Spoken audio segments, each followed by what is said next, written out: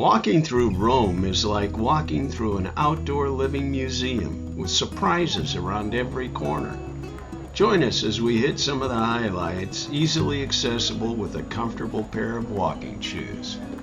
We started early to avoid the lines at the Roman Pantheon, famous for being the largest unreinforced concrete dome in the world. The only source of light is a 7.8 meter oculus in the center of the dome. A short walk from the Pantheon will bring you to Piazza Navona. At its center is another one of Bernini's beautiful fountains. The square was originally used for chariot racing and other events in ancient Roman times.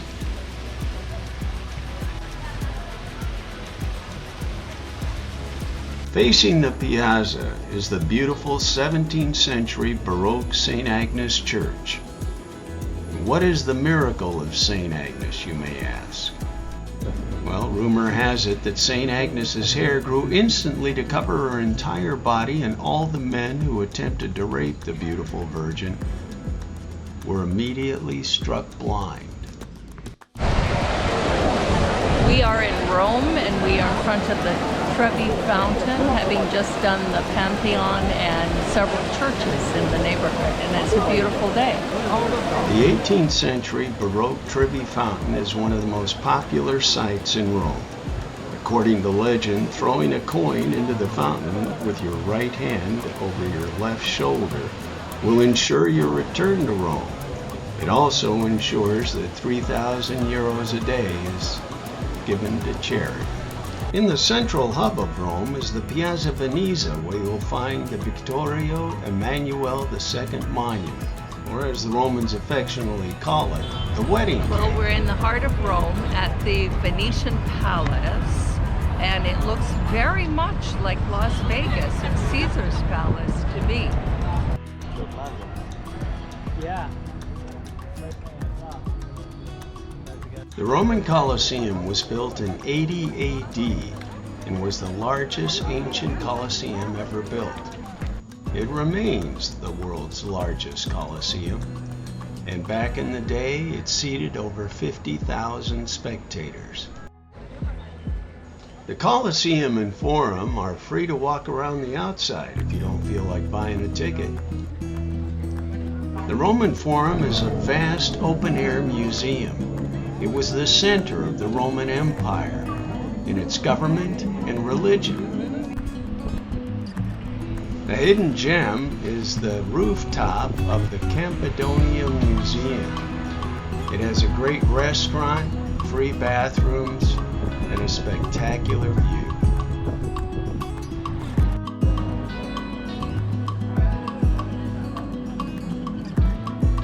Just down the hill from the Capitolia Museum is a labyrinth of ancient ruins with the Teatro Marcello at its core. Barb, come tell me about this theater.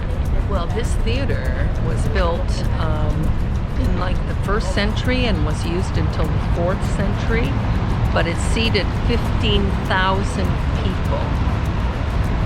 And then it was purchased by a family, and I guess they turned it into something else.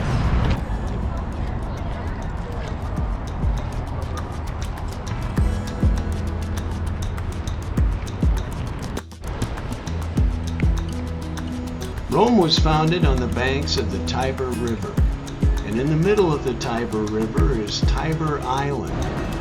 It's a very picturesque and pleasant location to have a glass of wine and watch the Tiber flow.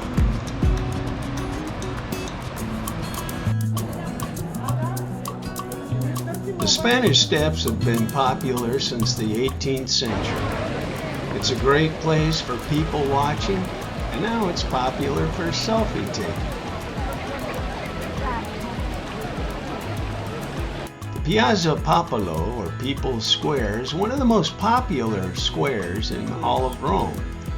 It's the site of free concerts, and at its center is the Flamingopolis, which was built in Egypt around 1300 BC and stands 120 feet tall. All right, as we sally forth to go through security, we've been online for about 45 minutes. And this is how much farther we have to go. We're almost there. Although there's a lot of people. And we're waiting to get into St. Peter's Basilica. But you'll see that in 45 minutes, the line has enlarged itself so that it's past that big obelisk, and it just keeps going around. This is pretty crazy. So for those people, they're going to have about at least a 2-hour wait. About 40 to 50,000 people visit St. Peter's every day, and it's quite the operation.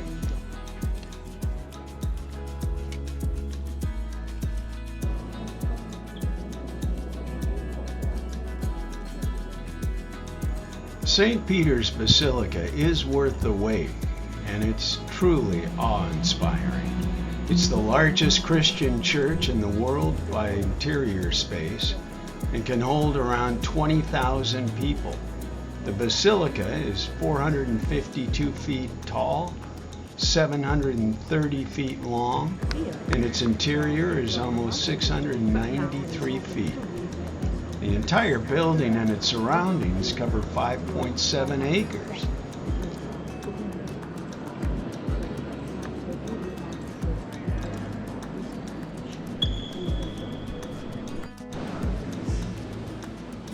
It is thought that some 91 popes are buried in the tombs beneath St. Peter's. We are in the Vatican. This is the ultimate in spring-fed holy water. It actually comes from a serpent. That is awesome. What I'm sure. Let's just taste it.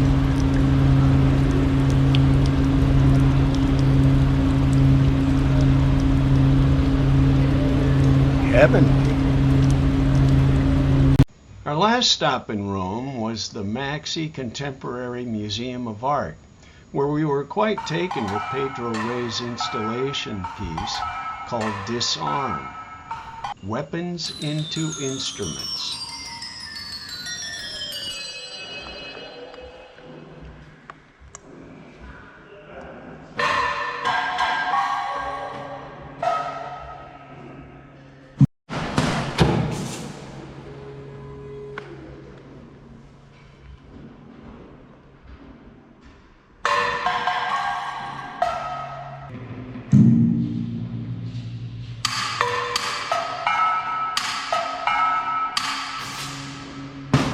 Random percussive sounds emanating from the reconfigured weapons of war create a stressful environment for the viewer to walk through, which is the intent of the piece.